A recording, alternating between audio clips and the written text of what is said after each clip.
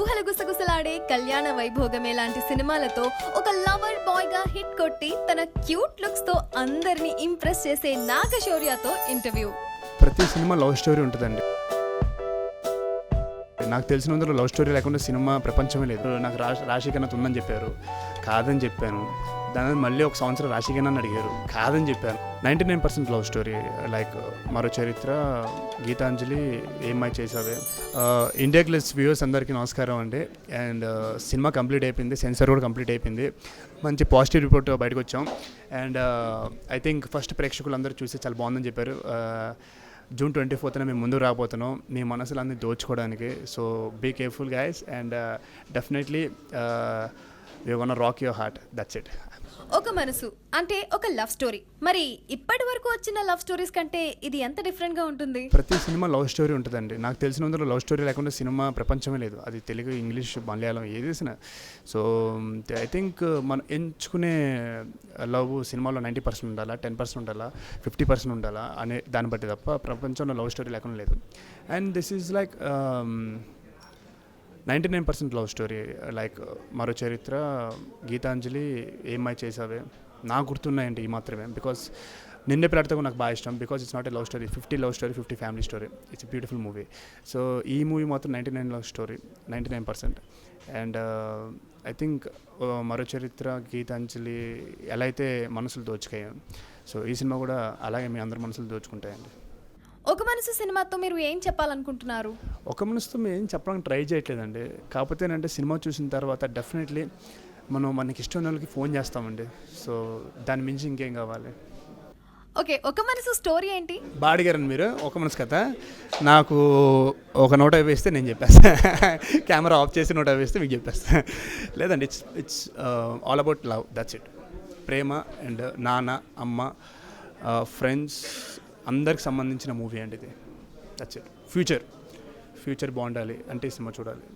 Director గారితో working experience ఎలా ఉంది? అంటే స్కూల్ అండి. బికాజ్ ఒక మనసు అనేది నేను స్టోరీతో క్యారీ ఆన్ అయిపోయాను. సో దాని తర్వాత దట్స్ ఇట్, అలా నడిచిపోయింది అంతే. మీకు ఫస్ట్ టైం స్టోరీ చెప్పినప్పుడు ఎలా అనిపించింది అండ్ ఆన్ ఫ్లోర్ వచ్చాక ఏమనిపించింది?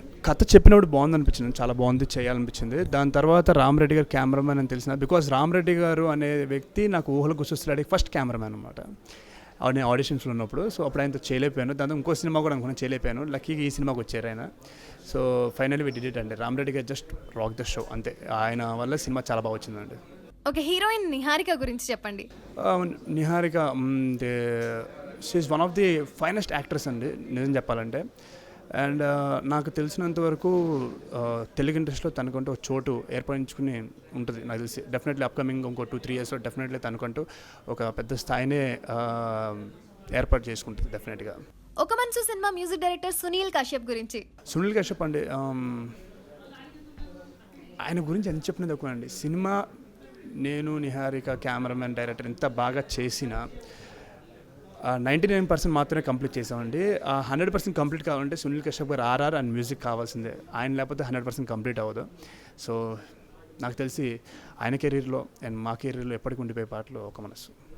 టీజర్కి చాలా మంచి రెస్పాన్స్ వచ్చింది అండ్ అందులో ఉన్న డైలాగ్ కూడా చాలా బాగుంది. మరి ఆ సీన్ చేస్తున్నప్పుడు మీకు ఎలా అనిపించింది? అంటే చాలా సీన్స్ ఈ సినిమాలో చేస్తున్నప్పుడు నిజంగా అంటే ప్రేమ అనేది ఇంత గొప్పదా అనిపించింది. నవ్ వైరస్ జనరేషన్లో అంత ఎక్స్ప్రెస్ చేయడం జరగడం నేను ఎప్పుడు చూడలేదు. ఇప్పుడు నేను చేసిన లవ్ మూవీస్లో కానీ, నేను చూస్తున్న మూవీస్లో కానీ అంత ఎక్స్ప్రెసివ్గా సినిమాలు లేవు.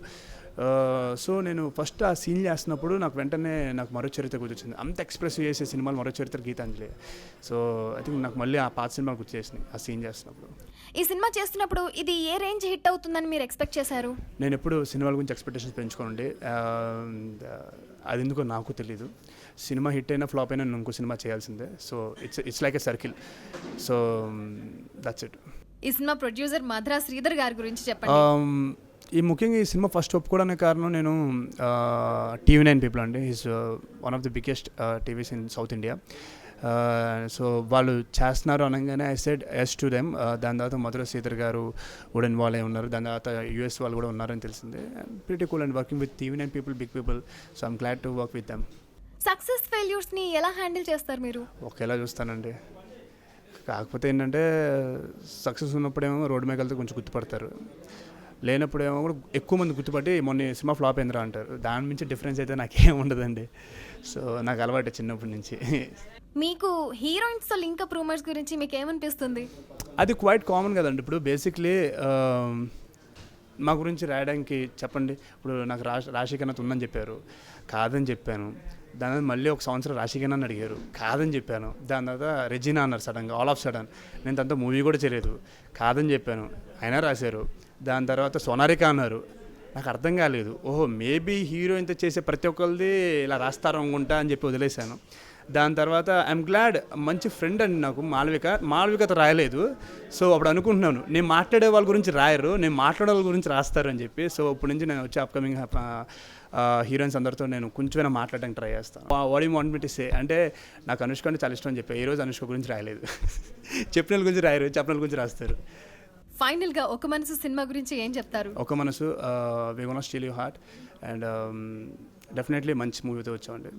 Just encourage us. Thank you so much Nagashaurya and all the very best for Oka మనసు.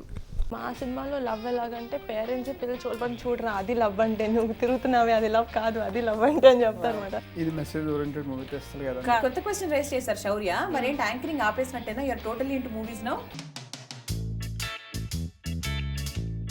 Friend request based on social media addiction. వీళ్ళు తీసుకున్న ఎలిమెంట్ ఒక హారర్ విత్ క్రైమ్ ఎంటర్టైన్మెంట్ తీసుకున్నారు.